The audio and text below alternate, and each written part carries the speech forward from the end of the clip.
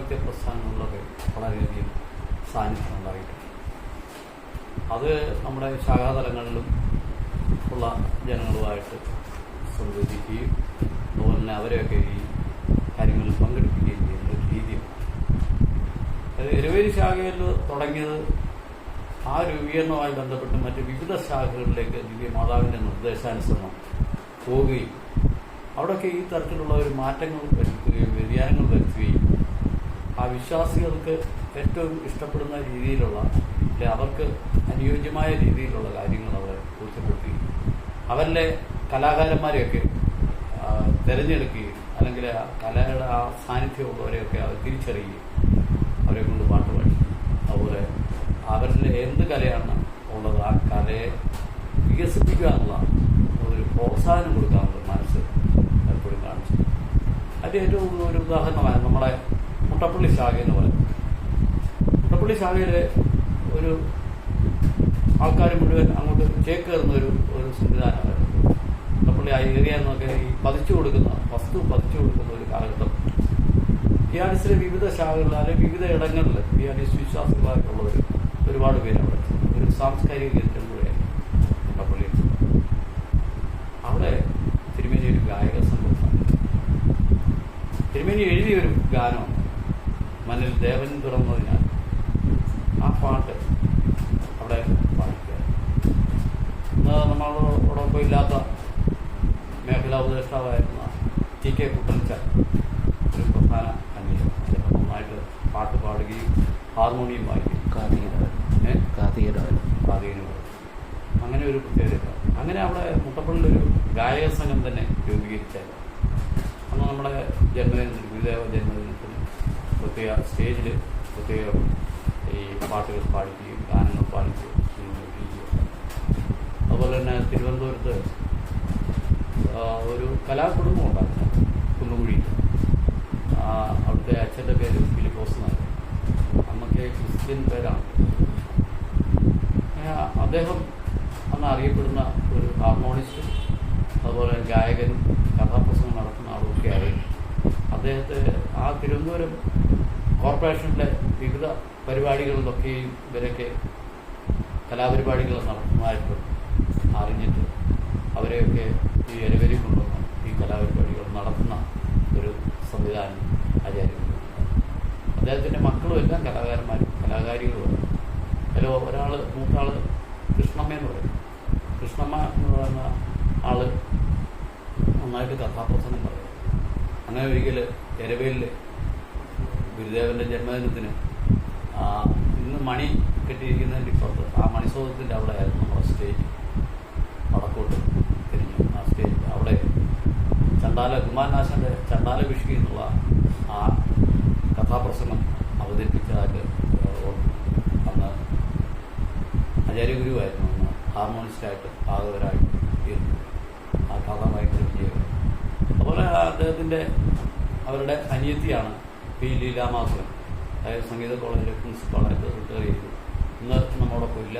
അവരുടെ വിവിധ കച്ചേരികൾ പല കുടുംബത്തിലും പല ജന്മദിനത്തിലും അവരുടെ കച്ചേരികൾ നമ്മുടെ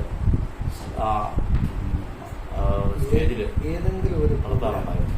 ഏതെങ്കിലും ഒരു പ്രോഗ്രാം, ജന്മദിനത്തിൻ്റെ ഒരു പ്രോഗ്രാം ആ കുടുംബത്തിലുള്ള ആരെങ്കിലും ഒരാൾ ഒരു പ്രോഗ്രാം അവതരിപ്പിച്ചിട്ടുള്ളത്. മിമിക്രിയായിരുന്നാലും കഥാപ്രസംഗമായിരുന്നാലും എന്തെങ്കിലും ഒരു പ്രോഗ്രാം ഉണ്ടാകും.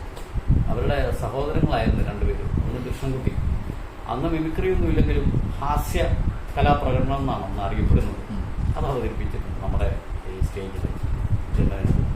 അതുപോലെ തന്നെ അടുത്ത ഒരു സഹോദരനാണ് ചന്ദ്രൻ എന്ന് പറയപ്പെടുന്ന. പിന്നീട് നമ്മുടെ യേശുദാസിൻ്റെ സംഗീത കോളേജിലും അതുപോലെ തന്നെ യേശുദാസിൻ്റെ തരകണി സ്റ്റുഡിയോയിലും ഒക്കെ നിന്നിട്ടുള്ള ആളാണ്. ഈ തബലിസ്റ്റായിരുന്നു ചന്ദ്രനും ഇതുപോലെ വിവിധ പരിപാടികൾ ഇവിടെ നടത്തിയിട്ടുണ്ട്. അതുപോലെ ഹാസ്യകലാ പ്രകടനം കൃഷ്ണൻകുട്ടി എന്ന് പറഞ്ഞ ആൾ സഹോദരൻ നടത്തിയിട്ടുണ്ട്. ഇങ്ങനെയൊക്കെ ഒരു കലാകുടുംബം ഉണ്ടായിരുന്നു. അങ്ങനെയൊക്കെയുള്ള കുടുംബങ്ങളെ പ്രത്യേകം തിരുമേനി അവരെ കാണുമായിരുന്നു. അതുപോലെ ഈ ശാസ്ത്രീയ സംഗീതം പഠിച്ചതുകൊണ്ട് തന്നെ ആ കാലത്ത്, അതായത് 60കളിലാണെന്ന് എനിക്ക് തോന്നുന്നു, 60കളിൽ ഭാർഗവീന്ദ്രയെ എന്ന് പറയുന്ന ഒരു സിനിമയാണ്.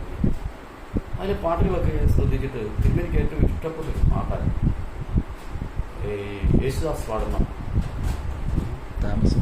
താമസമെന്തേ വരുവാൻ. ആ പാട്ടിനെ കുറിച്ച് തിരുമേനി വളരെ വിശദമായിട്ട് പറഞ്ഞു. അതിൻ്റെ അർത്ഥതലങ്ങളിലല്ല, ആ ഗാനം ഹിന്ദുസ്ഥാനി സംഗീതത്തിൽ ചെയ്തിരിക്കുന്ന ഒരു പാട്ടാണ് അന്ന് പറഞ്ഞത്. ബാബുരാജാണല്ലോ അതിൻ്റെ സംഗീതം. ബാബുരാജ് ഹിന്ദുസ്ഥാനി സംഗീതം അറിയാവുന്ന ആൾ. അതുപോലെ നമ്മുടെ മലയാള ചലച്ചിത്രങ്ങൾക്ക് ഒരുപാട് ഗാനങ്ങൾ, നല്ല ഗാനങ്ങൾ ഈണം ചെയ്തു. അതുപോലുള്ള പാട്ടുകളൊക്കെ തിരുമേനി കേട്ടിട്ട് വെറുതെ പോവുകയില്ല. ആ പാട്ടിൻ്റെ രാഗത്തെക്കുറിച്ച് പറയുകയും ആ രാഗം ഇന്നതാണെന്ന് പറയുകയും ഹിന്ദുസ്ഥാനിയാണെന്ന് പറയുകയും ഹിന്ദുസ്ഥാനി പഠിച്ചിട്ടുണ്ടെങ്കിൽ പോലും ഏകദേശം ധാരണയുണ്ടാകും. അതുകൊണ്ട് മറ്റ് പല ആൾക്കാരും വരുമ്പോൾ അവരെ കൊണ്ട് പാടിക്കുമായിരുന്നു പാട്ട്.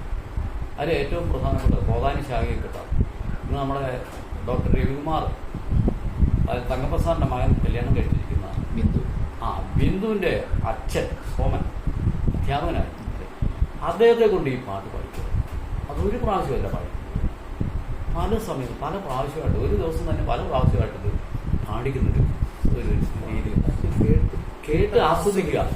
എന്നുവെച്ചാൽ അതിൻ്റെ ആ രാഗം ഭയങ്കരമായിട്ട്, രാഗം തന്നെയല്ല അതിൻ്റെ വരികളും അതുപോലെ തന്നെ ആ ഭാവവും എല്ലാം ഉൾക്കൊണ്ടുകൊണ്ടാണ് പാട്ട്. അതുകൊണ്ട് ഭയങ്കര ഇഷ്ടമായിരുന്നു പാട്ട്. തിരുമേനി അതുപോലെ തന്നെ തമിഴിലെ പല ഗാനങ്ങളും, പല കീർത്തനങ്ങൾ തന്നെയല്ല, പല സിനിമാ ഗാനങ്ങളും ഹാർമോണിയത്തിൽ വായിക്കുകയും പാടുകയും. എന്നെയും തന്തയും താനേ എന്നുള്ള പാട്ടൊക്കെ ഹാർമോണിയത്തിൽ വായിക്കുമായിരുന്നു. അത് നമ്മൾ കേട്ടിട്ടുള്ളതാണ്. അപ്പം താളം അടിക്കാനൊരു ചേങ്കലയുണ്ട്, ചെറിയ ചേങ്കല എനിക്ക് തരുമോ ഈ പാട്ടൊക്കെ പാടുമ്പോഴേ?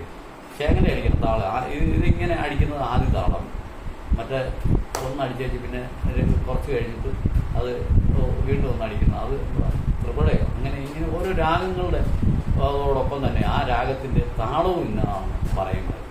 അത് ഇങ്ങനെ എന്നെ കൊണ്ട് അടിപ്പിക്കുക. ഈ കൈമണി അടിക്കുക, അത് തെറ്റിപ്പോട്ടുണ്ടെങ്കിൽ നീളമുള്ള ചൂടുണ്ട്, അതുകൊണ്ട് അടിക്കും കൈയുടെ കണ്ടയ്ക്ക്. അപ്പം അങ്ങനെയൊക്കെയുള്ളൊരു പ്രത്യേകതയുണ്ട്. അത് ഈ സംഗീതത്തോടുള്ള ആ അഭിവാഞ്ച ഭയങ്കര. അതുകൊണ്ടാണ് എവിടെ സംഗീത കച്ചേരി ഉണ്ടായിരുന്നു അവിടെ പോവുക കേൾക്കുകയും.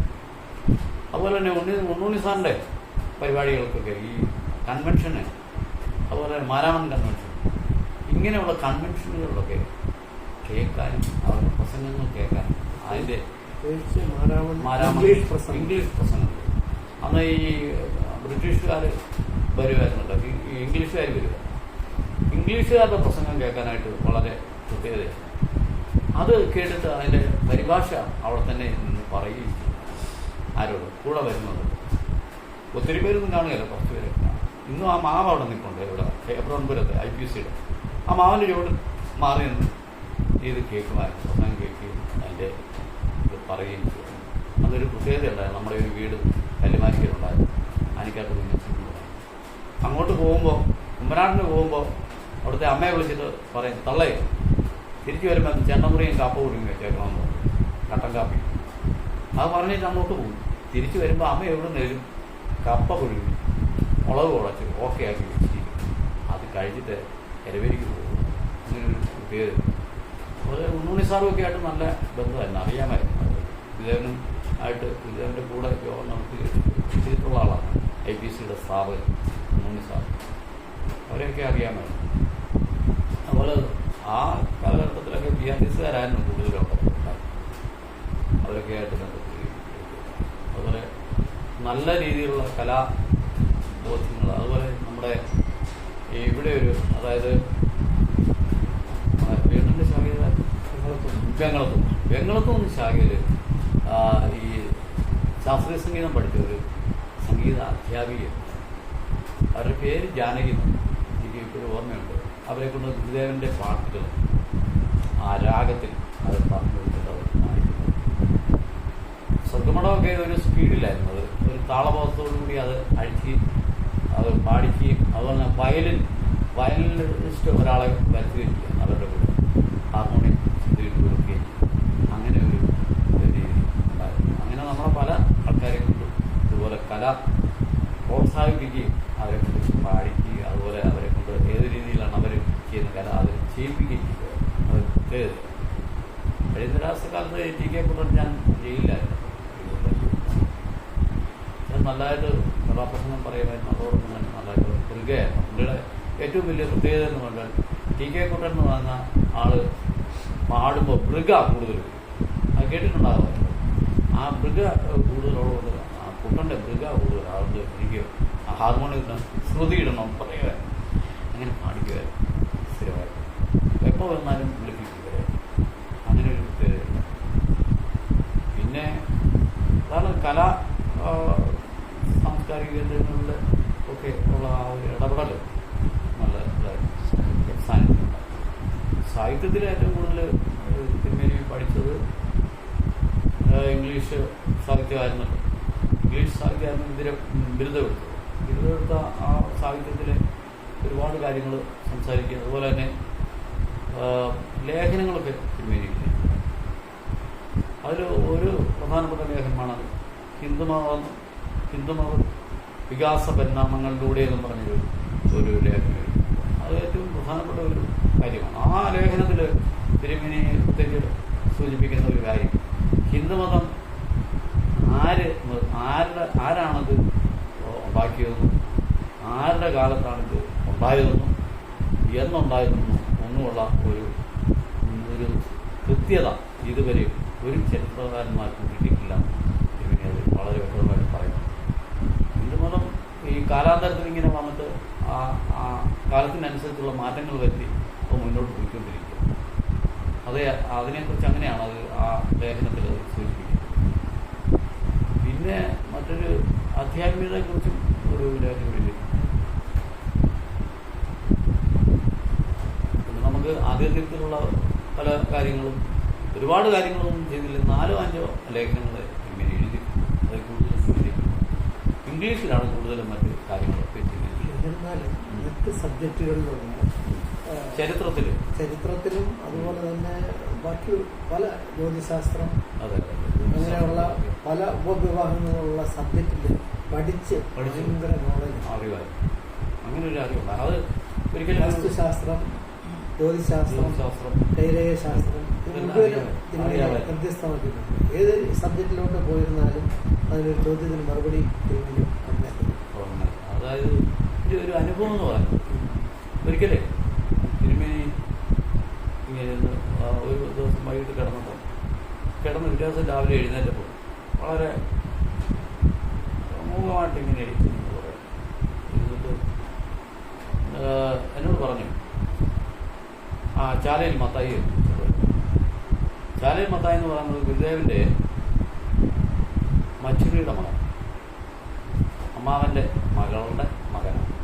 അദ്ദേഹത്തെ വിളിച്ചിട്ട് അദ്ദേഹം താഴെയാണ്. അദ്ദേഹത്തെ വിളിച്ചിട്ട് ഇവനെ അവിടെ നിന്ന് മത്തായി ഇരിക്കാൻ പറഞ്ഞിരുന്നു. മത്തായി, ഞാൻ ഒരു സ്വപ്നം കണ്ടു. അത് മറ്റൊന്നുമല്ല, വലിയൊരു വടവൃക്ഷം. ആ വടവൃക്ഷത്തിൽ ഒരുപാട് കിളികൾ ചേർക്കുന്നു. അവരുടെ അന്ത്യം ഇറങ്ങുന്ന ഒരിടവും. പക്ഷെ ഒരു ദിവസം ഈ വടവൃക്ഷം കടതുകയാണ്. കടതുകി വീണപ്പോൾ ഈ പക്ഷികളെല്ലാം ചെലച്ചുകൊണ്ട് നാനാ ദിക്കിലേക്ക് കാണുന്നു. അതിനെക്കുറിച്ച് എന്താ പറയാൻ? എന്നിട്ട് കുറച്ചേരം ഇങ്ങനെ ഉണ്ടായിരുന്നു. മത്തായിച്ചാൻ പറഞ്ഞത്, തിരുമേനി അതൊരു ശുഭലക്ഷണമല്ലല്ലോ എന്ന് മാത്രമേ പറഞ്ഞു. ബാക്കി കാര്യമൊന്നും പറഞ്ഞു. അതിനുശേഷമാണ് തിരുമേനി വേറൊരു കാര്യം കൂടെ പറഞ്ഞു. അത് സ്വന്തമായിട്ട് തന്നെ പറഞ്ഞു. എനിക്ക് 43-ാമത്തെ വയസ്സ് ഒരു ദുർഘടം പിടിച്ച സമയമാണ്. ആ സമയത്ത് രക്ഷപ്പെട്ടാൽ രക്ഷപ്പെട്ടു.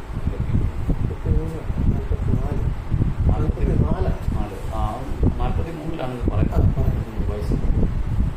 അപ്പോൾ അങ്ങനെ അത് തരണം ചെയ്യുകയാണെങ്കിൽ ഞാൻ 70 വയസ്സിന് മേൽ ചെയ്താൽ ഞാൻ 70 വയസ്സിന് എന്നാൽ അങ്ങനെയാണ് ഈ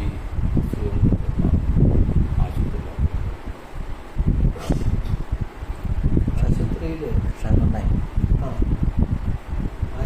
അഭയം തേടുമ്പോഴത്തെ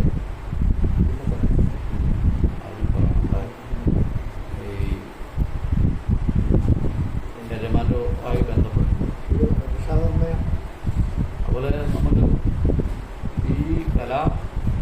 സാംസ്കാരിക രംഗം എന്നതുപോലെ തന്നെ ആധ്യാത്മികത്തിനും പ്രാർത്ഥനയും ഒരുപാട് ബുക്കുകൾ അതിൽ വായിക്കുകയും അതിൻ്റെയൊക്കെ കുറിപ്പുകൾ എഴുതുകയും ജ്ഞാനോപദേശം ഒരുപാട് കുറിപ്പുകൾ എഴുതും. അങ്ങനെയല്ല അത് ജ്ഞാനോപദേശം നമ്മൾ ആചാര്യ എഴുതി ഉണ്ടാക്കിയതാണ്. പക്ഷെ അതിൽ ആചാര്യ ഒരു എഴുതിയെന്നുള്ളൊരു ലേഖനം ആചാര്യ ഒരു എഴുതിയെന്ന് വരുത്തി തീർക്കണ്ട എന്നുള്ള രീതിക്ക് അതിൻ്റെ ആവശ്യമില്ല. സഭയാണത് കൈകാര്യം ചെയ്യുന്നത്. സഭ കൈകാര്യം അതുകൊണ്ട് സഭയുടെ അന്നത്തെ ജനറൽ സെക്രട്ടറി E.R.M. കുമാറിനാണ് അങ്ങനെയാണ് അത് ഇവര് അത് വായിച്ചു നോക്കിയാൽ അതിന്റെ കണ്ടൻസ് ഒരിക്കലും മനസ്സിലാവും. ഒറ്റ വായനയിൽ മനസ്സിലാവില്ല. എത്ര വിദഗ്ധനായിരുന്നാലും പലരും പറയുന്നത് ബുദ്ധന്റെ പ്രഭാഷണത്തിൽ ഉള്ള അംശങ്ങളാണ്. എന്നിരുന്നാലും അത് വായിച്ചാൽ അതിന്റെ ഭാഷ എന്ന് പറഞ്ഞാൽ തിരിക്കാടും അത് നമ്മളൊന്ന് വായിച്ചു നോക്കാം. തനി ആത്മീയമാണ്. ആത്മീയം എന്ന് പറഞ്ഞാൽ മൂത്ത ആത്മീയം അതാണ്. അത് ഈ ഇന്നത്തെ മതക്കാർ ആരും വായിച്ചാലും അത് മനസ്സിലാകുകയാണ്. അല്ലാത്ത ഒരാൾ വായിച്ച മനസ്സിലാകും. അത്ര കട്ടിയാണ്. 4-5 പ്രാവശ്യം ഒരു ചാപ്റ്റർ വായിച്ചാൽ നമുക്കൊരു ആത്മാവെങ്കിലും ബോധ്യപ്പെടും. അതുകൊണ്ട് നമ്മൾ ഉദ്ദേശിക്കുന്ന തിരുമേനി ഉദ്ദേശിച്ചത് എന്താണോ അതാണോ നമ്മൾ കിട്ടിയതെന്നുള്ളത് പോലും അറിയാൻ പറ്റില്ല.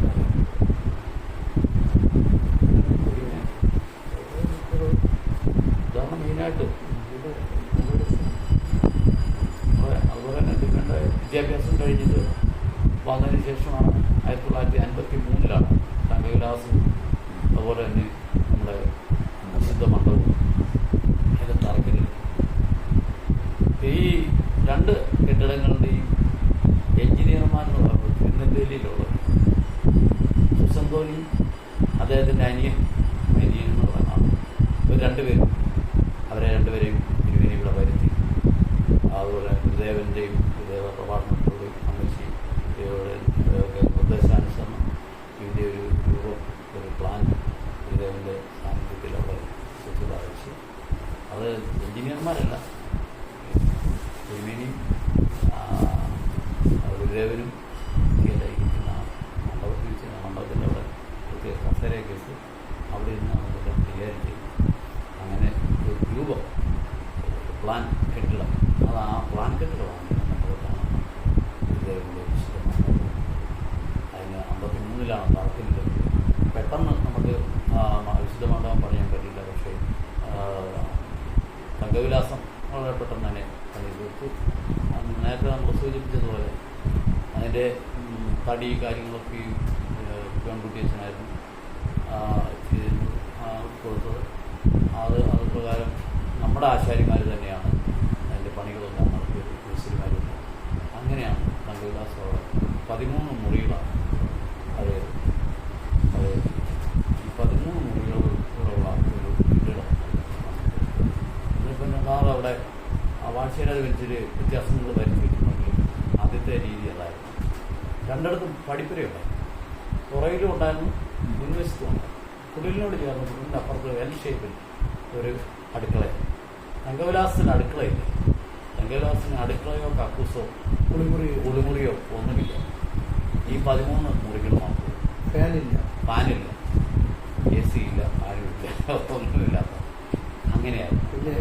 അതിൻ്റെ ചുവരുകൾ കെട്ടുകല്ലുകൊണ്ട് 1.5 വീതിക്കാണ് കെട്ടിയിരുന്നത്. ഒരു കാരണവശാലും തകരുന്നു. ഇട്ട് അതിൽ സുർക്ക കൊണ്ട് സൂക്ഷിക്കുകയാണ്. ഇത് 1ാം നിലയുടെ തട്ടിനെന്താ പറയുന്നത് മച്ചെന്ന് പറയുന്നത് പിലാം കൊണ്ട് പട്ടിയിലുണ്ട്.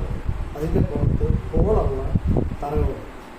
അത് ആ ഓട് ഇത്ര കനമുണ്ട്. ഇതിൻ്റെ അകത്തുള്ള ഹോളാ 3 ഹോളുണ്ട്. ആ 3 ഹോളിൽ നല്ല വിളഞ്ഞ മുള കീറി അതിനകത്ത് കയറത്തക്ക രീതിയിൽ ഇട്ടാണ് ഈ തിലാവിൻ്റെ പുറത്ത് കീറി. ഇതിൻ്റെ ഓരോ ഈ എൻഡില്ല അതിൻ്റെ ജോയിന്റിൽ അടിയിൽ പട്ടിയിൽ വരും. അത് തടികൊണ്ടുള്ള പട്ടിയിൽ പഴയ സീലിംഗ് നമ്മൾ കണ്ടത്.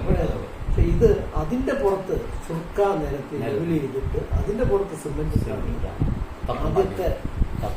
ആദ്യത്തെ നില ഉണ്ടാക്കിയിട്ടുണ്ട്. അത് കഴിഞ്ഞിട്ട് രണ്ടാമത്തെ നിലയിൽ ഒരു സീലിംഗ് ഉണ്ട്. അതെ. ആ നിലയുടെ മുകളിൽ ഈ ഓടിന്റെ തൊട്ട് താഴെയായിട്ട് സീലിംഗ് ഉണ്ട്. പുറവിട്ടുകൊണ്ട് നമ്മുടെ വേസ്റ്റ് കടിയുണ്ട് ഒരു സീലിംഗ്. അപ്പൊ ഈ 3 ലെയറാണ് ഈ ഓടിന്റെ താഴെ വരുന്നത്. അതിന് താഴെയാണ് ഈ മുറികളൊക്കെ വരുന്നത്. അതുകൊണ്ട് ഈ 3 മുറികളിലും 3 മുറികളുടെ പ്രത്യേകത എന്ന് വെച്ച് കഴിഞ്ഞാൽ ഇതിന്റെ ബാക്കിൽ ഫ്രണ്ടിൽ വരാന്ത, ഇപ്പോഴത്തെ വരാന്തയല്ല, പണ്ടത്തെ വരാന്ത വീതി കുറവാണ്. ഈ വരാന്തയിൽ നിന്നും അകത്തോട്ട് കയറാനുള്ള വഴിയുള്ളതുപോലെ പുറകിലത്തെ കോറിഡോർ, പുറകിൽ ഈ മുറിയുടെ ഏറ്റവും പുറകിലായിട്ടൊരു കോറിഡോർ. അപ്പോൾ അടുക്കളയിൽ നിന്ന് ഭക്ഷണം വരുന്നതെല്ലാം ഈ കോറിഡോർ വഴി കൊണ്ട് ഓരോ മുറിയിലും കയറാൻ പറ്റും. ഒന്ന് ഭക്ഷണം വെച്ചിട്ട് പോകും, എന്നിട്ട് ഫ്രണ്ടിൽ വന്ന് ഇപ്പൊ തിരുമേനികത്ത് വെളിയിലിരിക്കുകയാണെങ്കിൽ ഈ ഭക്ഷണം വെച്ച ആൾ വെളിയിൽ കൂടെ വന്ന് ഫ്രണ്ടിൽ വന്ന് പറയും ഭക്ഷണം വെച്ചിട്ടുണ്ടെന്ന് പറഞ്ഞു. അത്ര ഒരു പെക്യൂലിയാരിറ്റിയിലാണ് അത് കൊണ്ടുവരിക്കുന്നത്. ഇതിന്റെ അവസാന ഭാഗമാണ് ഈ വാക്സിൻ തിരുമേനി ഇങ്ങേറ്റത്താൻ തിരുമേനിയുടെ സൗകര്യത്തിനനുസരിച്ച് കുറച്ച് ഓൾട്ടർനേഷനൊക്കെ വരുത്തിയത്. അത് പക്ഷേ പൂർത്തിയാക്കിയില്ല. ഈ കഴിഞ്ഞ 2 കൊല്ലത്തിന് മുമ്പെയാണ് നമ്മളത് കംപ്ലീറ്റ് ചെയ്തിരിക്കുന്നത്. കംപ്ലീറ്റ് ചെയ്തത് അതിനോടൊപ്പം ഉള്ള അതേ സ്റ്റൈലിൽ മാറ്റിയെടുത്തു. പക്ഷേ തങ്കവിലാസം തന്നെയാണ്. മറ്റേ നമ്മുടെ നേരത്തെ പറയുന്ന പോലെ അതൊരു കൊട്ടാരം തന്നെയാണ്, രാജാവ് വസിക്കുന്ന കൊട്ടാരം തന്നെയാണ്. ആ രീതിയിലുള്ള ഇതില് ടോയ്ലറ്റ് എല്ലാം വെളിയിലാണ്, ഒന്നും ആകത്തില്ല. അത് 3 പേർക്ക് 3 ടോയ്ലറ്റാണ്. ഒരു ടോയ്ലറ്റ് അമ്മച്ചി ഉപയോഗിക്കുന്ന ടോയ്ലറ്റ് വേറെ ആരും ഉപയോഗിക്കാറില്ല. വെളിയിലുള്ള ടോയ്ലറ്റ് അമ്മച്ചി ടോയ്ലറ്റിൽ തിരുമേനിമാരൊന്നും പോകത്തില്ല. അതുതന്നെ ഈ ആചാര്യന്റെ ഡ്രസ്സും ഉപയോഗിക്കുന്ന സോപ്പ്, പെർഫ്യൂംസ് ഒന്നും ഉപയോഗിക്കാറില്ല. പൗഡർ ഒന്നും ഉപയോഗിക്കാറില്ല. ഷർട്ടിന്റെ കളറ് 2 കളറിലേ ഉള്ളൂ. ഒന്ന് സ്കൈ ബ്ലൂവും പിന്നെ ബിസ്ക്കറ്റിന്റെ ലൈറ്റ് ബിസ്ക്കറ്റ് കളർ. ഈ ഷർട്ടേ ഉപയോഗിക്കാറുള്ളൂ. ഇതല്ലാത്ത ഒരു ഷർട്ട് അവിടെ കിട്ടുകയാണെങ്കിൽ അത് ഉപയോഗിക്കില്ല. എത്ര വില കൂടിയായിരുന്നാലും അത് മാറ്റി വയ്ക്കും. വേറെ ആർക്കെങ്കിലും നിനക്ക് ഷർട്ടില്ലേ അത് എടുത്തു കൊടുക്കില്ല, അത് എടുത്തോളാൻ പറയും. മേശപ്പുറത്ത് നിന്ന് എടുത്തോളാൻ പറയും.